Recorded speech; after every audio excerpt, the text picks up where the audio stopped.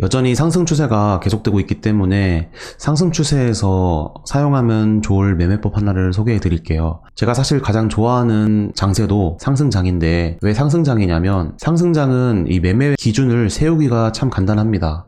그래서 매매하기에 괜찮고 수익을 많이 기대할 수 있는 그런 장세이죠. 현재 시장을 한번 같이 보겠습니다. 늘 말씀드리는 비교하는 구간은 바로 이 2019년도 그리고 오늘날 이런 상승 추세에 대해서 이 그림이 그려질 수 있을 것 같다, 이것에 대한 바탕을 깔고 이 추세를 분석하는 겁니다. 우선 이 당시에는 18년도에 이렇게 오랫동안 머무는 모습을 만들고 그리고 하락을 했죠. 그리고 오늘날 시장에서도 상당히 오랫동안 머물다가 하락을 하는 모습이 비슷했습니다.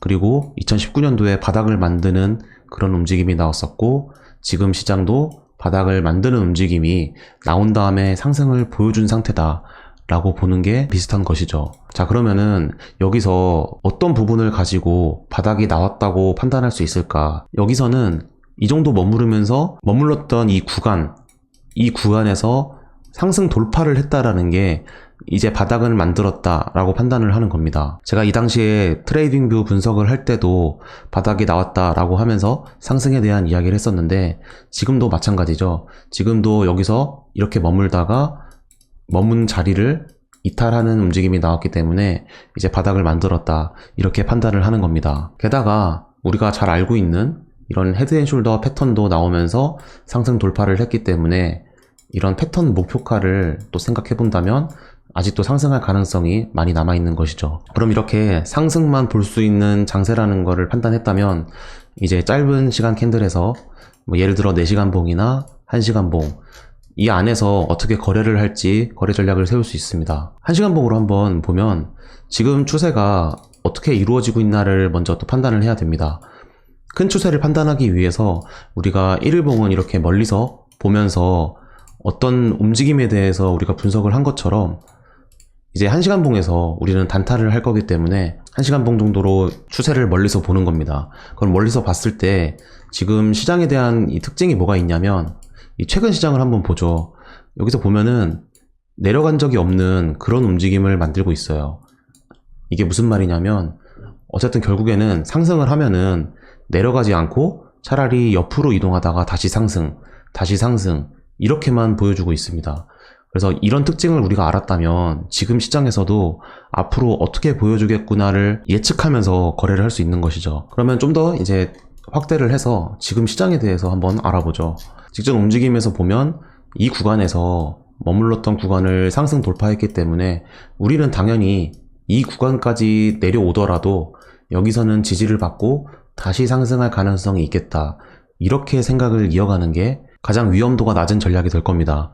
왜냐면은 여기서 아직 고점인지는 아닌지는 모르지만 하락을 하더라도 직전에 돌파했던 그 구간을 지지받을 것이다 라고 생각을 하면서 그 다음 상승을 바라보는 게 우리가 앞에서 1일봉에서 이 큰 추세를 분석했던 이유가 됩니다. 큰 추세에서는 그렇게 큰 상승 추세로 계속 지속될 거라고 분석을 해놓고, 여기서는 이제 하락을 할 거다, 이런 식으로 분석을 하는 건 오히려 앞뒤가 안 맞는 말이죠.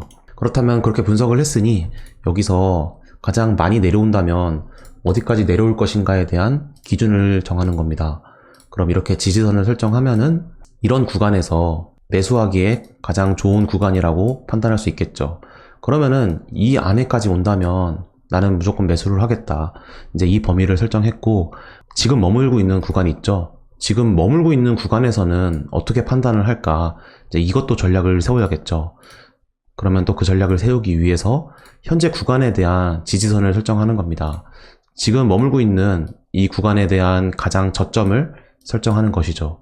그러면 이제 여기서부터 단타의 기준이 생기는 겁니다. 1시간 봉으로 봤을 때 여기서 움직이는 이 범위 내에서 나는 가장 지지할 만한 그런 가능성 있는 곳을 찾았고, 이제 여기서 기다렸다가 만약에 이 가격대까지 온다면 그럼 나는 매수를 받아보고 다시 상승해서 그 다음 내가 설정할 만한 저항선까지 목표가를 세우겠다, 이렇게 하나의 전략이 완성되는 것이죠. 자, 그러면은 매수를 해서 상승을 했다고 가정을 해봅시다. 그러면 이제 어디서 저항을 받을까, 그런 거에 대한 설정을 해야겠죠. 그럼 저 같으면 이런 식으로 설정을 할 것 같습니다. 사실 크게 보면은 이렇게 볼 수 있지만 아마 여기는 휩소의 가능성으로 보이는 그런 움직임을 만든 것일 수도 있기 때문에 그런 가능성을 고려한다면 굳이 여기까지 보는 것보단 일단 첫 번째로 여기서 저항을 받을 것이다 라고 예측을 하는 거죠. 그 위에도 하나만 설정하는 게 아니라 또 분할 매도를 한다거나 아니면 또 기회에 따라서는 더 추가 상승을 보여줄 수도 있기 때문에 그때를 고려해서 그 다음 2차 저항선까지 설정을 하는 거죠. 이 현재 시장에 대해서 큰 박스권에서 가장 고점을 이제 2차 저항선으로 설정을 하는 겁니다. 이렇게 했다면 이제 여러분들이 할 일은 다 끝났습니다. 여러분들이 거래하고 있는 선물 거래소나 현물을 하신다면 현물 거래소에서 이 가격대를 알람을 설정하고 기다리면 되고, 그리고 알림에 울렸을 때 그 당시에 이제 차트를 볼 수 있으면 차트를 보고 상승 가능성에 대한 주문을 걸어 놓거나, 그리고 두 번째 2차 지지선에서 주문을 걸어 놓거나 이렇게 실행을 하면 되는 거고, 그리고 체결이 됐다면 또 뭐 알림이 오거나 아니면 확인을 할 수 있겠죠. 그러면 그 확인된 이 포지션을 보고 이제 어디까지 움직임을 예측할 수 있을지 그것을 예측하면서 그 다음 목표가에다가 주문을 걸어 놓는 거죠. 이런 식으로 하면 사실 캔들만 보고도 이렇게 매매법을 하나 만들 수 있고 높은 수익률을 내는데 유용하게 사용할 수 있습니다.